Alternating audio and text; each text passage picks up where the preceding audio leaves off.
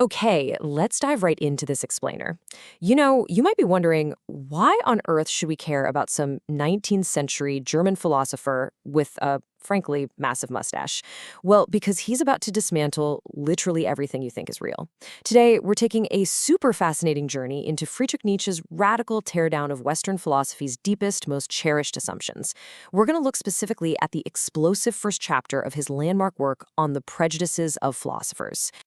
To kick things off, we've got to start by asking ourselves a kind of terrifying question. Seriously, take a second and really let this sink in.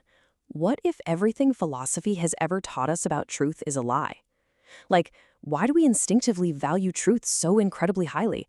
And is that instinct actually justified? Right in the very first chapter of his text, Nietzsche confronts us with this absolute sphinx-like riddle. Quote, "Granted, we will truth. Why not untruth instead?" Just think about how radical that is for a second. For thousands of years, we've treated the pursuit of objective truth as the ultimate holy grail, right? It's a simple but profound provocation that flips the entire history of human thought completely on its head. He's asking us to pause and consider the actual value of our drive for the truth. He's wondering why knowing the cold, hard facts is always automatically assumed to be better than, say, living in a comforting fiction. So to really understand this philosophical dynamite, we're going to step directly into the pages of our source text, Beyond Good and Evil. We'll trace Nietzsche's investigation into what he essentially views as the historical crime scene of past philosophy.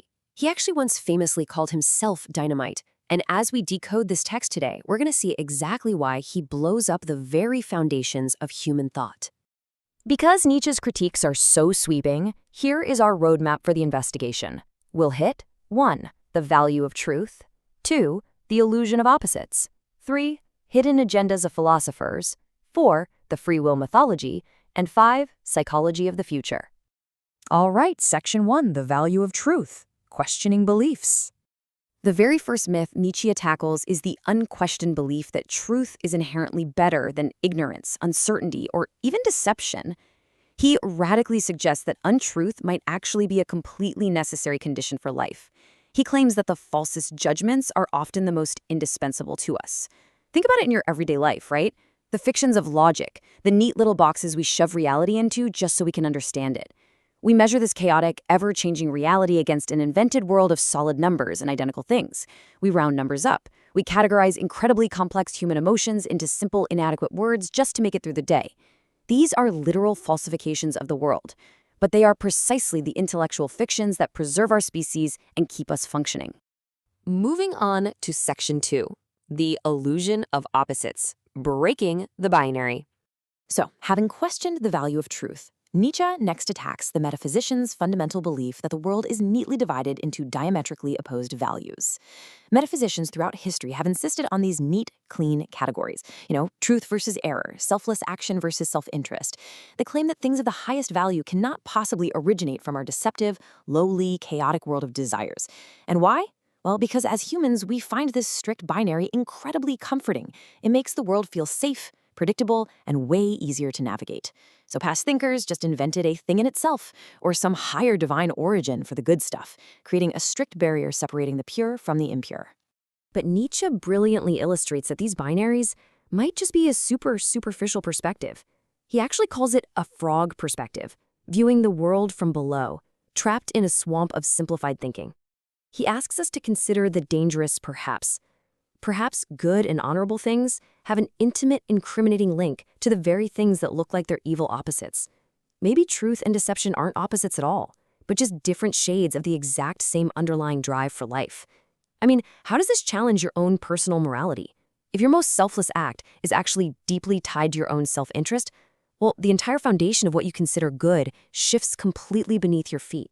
Now for Section 3, Hidden Agendas of Philosophers. Unmasking past thinkers. Get ready for a seriously shocking revelation about the supposed objectivity of the greatest minds in history. Nietzsche writes, every great philosophy so far has been a confession of faith on the part of its author, and a type of involuntary and unselfconscious memoir. He is aggressively pulling back the curtain here. Instead of being driven by some pure, cold, divine quest for objective knowledge, philosophers are secretly advocating for their own moral prejudices. They figure out what they want to believe first and then dress it up after the fact as universal logical truths. He gives us these incredible examples of psychological detective work as we decode these classic texts. Take Spinoza, hiding his personal timidity and vulnerability behind a hocus pocus of mathematical formulas. Or look at the Stoics, and this is highly relevant today given the modern resurgence of Stoicism. The Stoics claim to live according to nature, but Nietzsche points out they're actually just projecting their own rigid self-tyranny onto nature. They want nature to be Stoic, so they interpret it exactly that way. Ultimately, he argues, every philosophy is just a tyrannical drive that tries to create the world in its own image. Which brings us to Section 4, the free will mythology, the I think assumption. Nietzsche now turns his detective lens inward, right onto our most intimate prejudice, our conscious self. We usually believe the phrase, I think, is an immediate, indisputable certainty. But he argues it's actually packed with massive, totally unproven claims. Let's do a quick experiment. I want you to literally say the words, I think, in your head right now. According to Nietzsche, in that split second, you automatically assumed that you are the one doing the thinking, that thinking is an activity being intentionally caused, that a stable I even exists to be the cause, and that you inherently know what thinking is compared to feeling or willing. He entirely dismantles the idea that we can just intuitively know these things without relying on retrospective comparisons and totally blind assumptions. In fact, he points out a tiny little detail that logicians absolutely hate to admit. A thought comes when it wants, not when I want. The whole idea of an I as a stable, controlling cause of thought is largely just a grammatical habit we've fallen for. We are completely seduced by our own grammar. It's kind of like blaming the lightning for the flash, or, I don't know, taking personal credit for a sneeze. We just assume there has to be a strict doer behind every deed, even when there isn't. This leads to his ultimate takedown of free will. He compares the desire for absolute metaphysical free will to the absolute absurdity of being a causa sui, the cause of itself. It's literally like trying to pull yourself out of a swamp by your own hair. You're wanting to bear the entire and ultimate responsibility for your existence, while relieving society, your ancestors, and pure chance of the burden. But wait, and this is absolutely crucial, he insists that the reverse concept, an unfree will, where humans are just mechanical cogs pushed around by strict deterministic laws, is equally just mythology. Both extremes are fictions. In real life, he says, it's only a matter of strong and weak wills. And finally, Section 5, Psychology of the Future, a new breed of thinkers.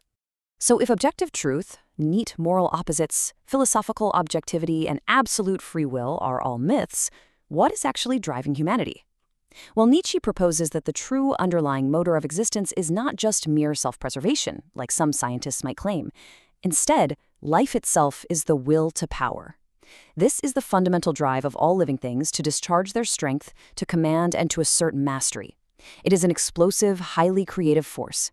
It's not just about surviving another day, it's about overcoming obstacles, expanding your influence, and creatively shaping the entire world around you.